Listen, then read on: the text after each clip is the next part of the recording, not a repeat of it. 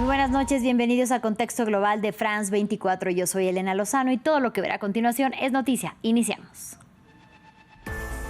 Donald Trump cumple con sus amenazas, anunció un arancel global del 10% y gravámenes a países con elevadas barreras comerciales y fiscales sobre productos y servicios estadounidenses, y lo hizo en el que nombró como Día de la Liberación para Estados Unidos. Las reacciones a los aranceles anunciados por la administración Trump no se hicieron esperar. Desde Asia hasta América Latina tildaron los gravámenes de desproporcionados o equivocados.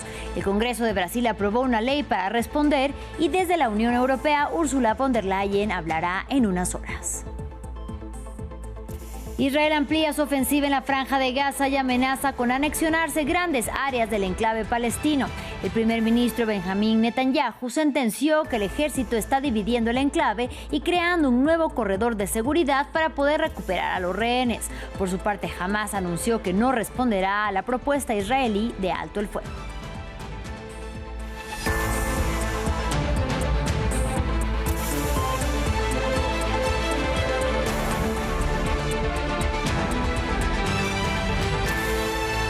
Iniciamos en la Unión Americana, en el que llamó como Día de la Liberación para Estados Unidos. El presidente Donald Trump cumplió con sus amenazas, anunció sin distingos un arancel global del 10% y gravámenes a países con elevadas barreras comerciales y fiscales sobre productos y servicios estadounidenses. Y para platicar sobre el tema, saludo con mucho gusto esta noche a Mario Campa, economista y politólogo, maestro en política económica y finanzas internacionales y columnista en Sin embargo y Diario Red América Latina. Bienvenido, Mario, gracias por la comunicación.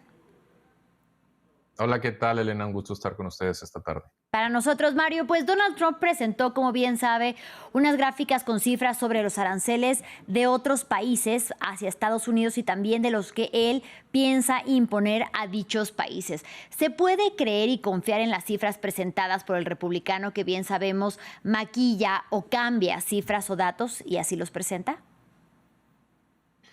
Lo que pasa es que es difícil verificar qué tan acertadas son las cifras porque está incluyendo varios componentes, como por ejemplo barreras comerciales arancelarias y no arancelarias. Por otro lado, también lo que él considera manipulación de las monedas, que puede ser, por ejemplo, una simple depreciación y no sabemos si está basada en un cálculo mensual, anual, etcétera, ¿no? Entonces, esta es la suma y llega a un arancel que aplican los países a los Estados Unidos, y lo que hace Donald Trump es imponer un arancel a su recíproco por la mitad del monto que dice está afectando a los Estados Unidos. Y encima de eso, algo que no estaba del todo bien, digamos, anticipado, es un arancel universal del 10% a una lista de más de 180 países y territorios, donde, por cierto, están excluidos muy pocos países como México, Canadá y Rusia. Así es, y justo ya lo decíamos, sin distingos, es decir, tanto a los que Donald Trump llama amigos como a los que considera enemigos, les aplicó esta imposición a reserva de los tres países que menciona Mario, de aranceles. Desde el punto de vista económico, ¿quiénes serán, si se puede llamar, de ganadores y perdedores, de estos grandes ganadores y perdedores de una decisión como la que toma la administración Trump? Mira, los grandes perdedores son sobre todo las economías asiáticas, algunas a las que Donald Trump les impone tasas arancelarias casi del 50%, como es el caso de Vietnam o Camboya, que tienen unas exportaciones textiles muy fuertes. Después están otras como China, a la que le sigue aumentando aranceles, y eso va seguramente a hacer que su cuota de mercado en las importaciones estadounidenses continúe en declive. Haya, por ejemplo, una tasa creo del 32% a Taiwán, pero Donald Trump excluye a los semiconductores, según algunos reportes, de este arancel. Entonces todavía no está del todo claro qué es lo que va a pasar con ese país. Y entonces Asia es el principal afectado, pero inmediatamente después vienen las economías europeas, Suiza también con un arancel del 31-32%, y luego el resto de la Unión Europea con 20%, el Reino Unido con un 10%. Esto pues ya fue contestado por la propia Unión Europea diciendo que responderá y responderá fuerte. Algunos países históricamente aliados de los Estados Unidos como Australia no están libres de aranceles. En América Latina generalmente, impuso sobre todo aranceles del 10%, que es la base mínima que estábamos hablando, a Chile, Colombia, Argentina, Brasil, el mismo 10%.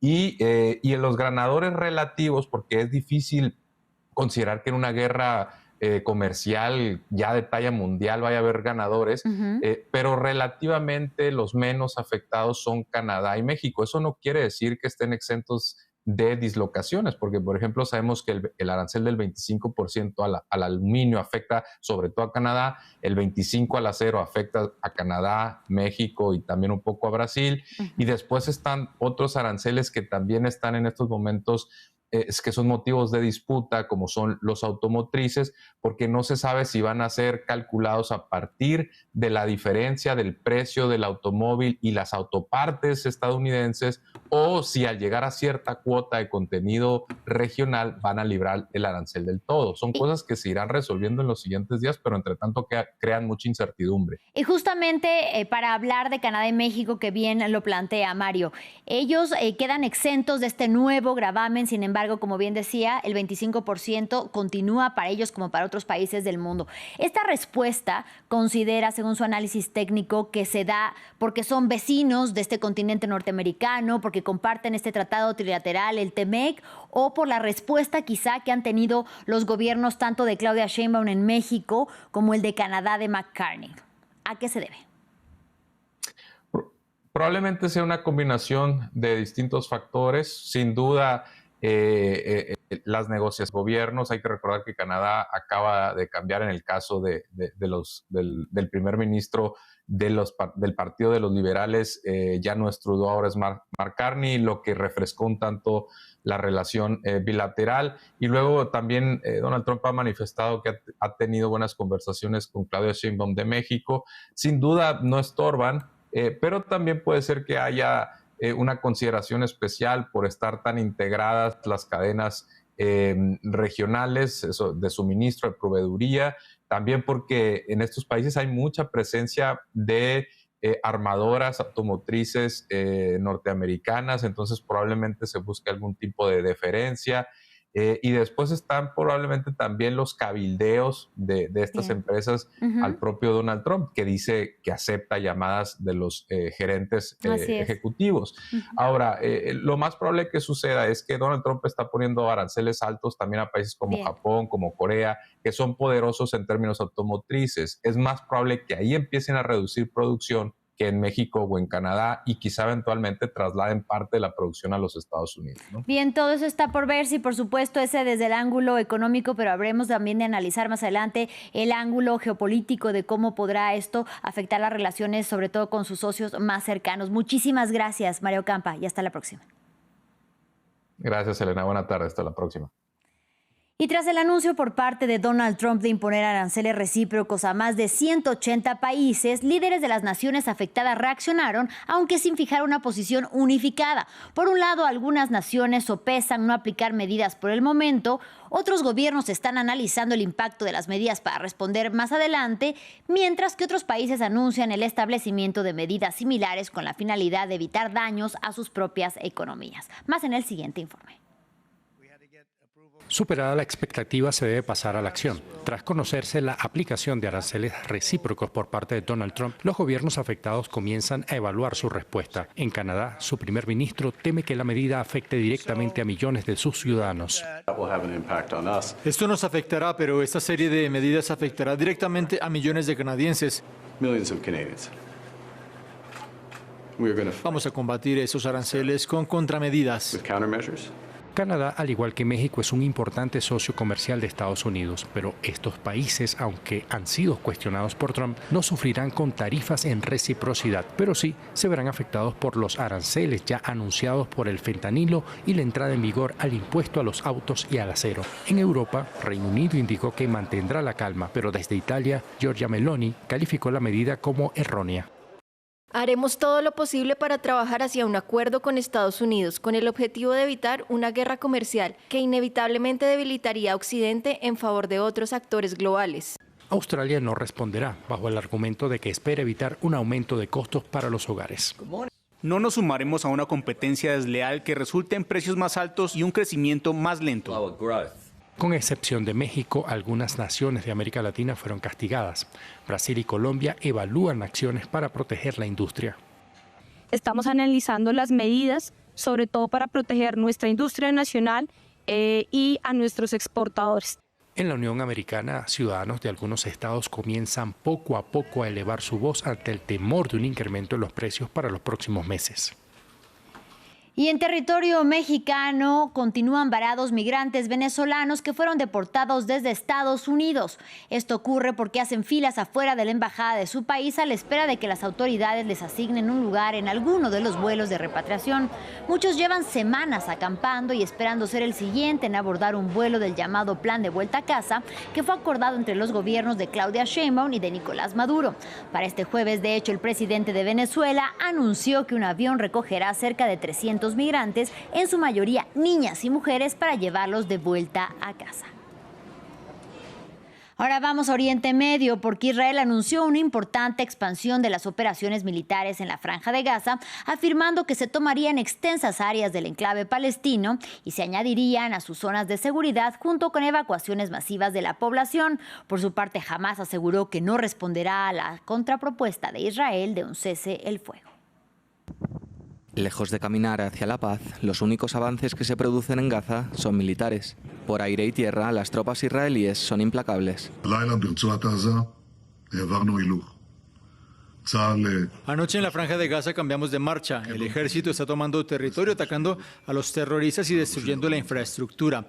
También estamos haciendo algo más. Estamos tomando el corredor Morak. Este será el segundo Filadelfia, un corredor Filadelfia adicional, porque ahora estamos dividiendo la franja y aumentando la presión paso a paso para que nos entreguen a nuestros rehenes. Y mientras no nos los entreguen, la presión aumentará hasta que lo hagan. Estamos decididos a alcanzar los objetivos de la guerra y actuamos sin descanso y con una línea y una misión claras. Y con la ayuda de Dios y de nuestros heroicos soldados también lo lograremos.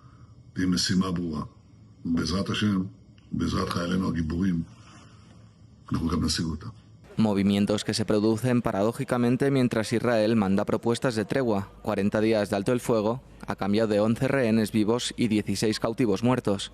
Documento ya rechazado por Hamás, según las principales agencias de noticias. Y entre negociaciones que se producen en Qatar y Egipto, la guerra vuelve a llamar a las puertas.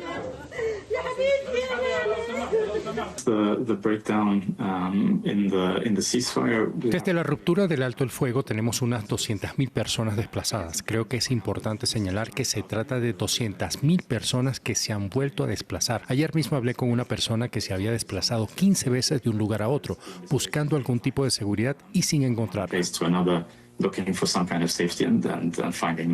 Una ofensiva terrestre muy discutida entre familiares de rehenes. Aseguran tener ansiedad solamente con pensar en una reescalada del conflicto. En Bolivia, las inundaciones no dan tregua. Tras más de 5 meses han causado la muerte de unas 53 personas, desaparecido a 8 y afectado a miles de familias. Según el ministro de Defensa Civil Juan Carlos Calvimontes, 30.000 cabezas de ganado están en riesgo y entre las regiones más afectadas se encuentran, por ejemplo, la región amazónica del Beni, el altiplano de Oruro y los departamentos de Santa Cruz, donde se concentra la producción agrícola, Chuquisaca y La Paz. El presidente boliviano Luis Arce declaró el estado de emergencia nacional el 26 de marzo. Fin del informativo, pero quédese aquí con el programa Corresponsales y Pedro Ruiz. Hasta la próxima.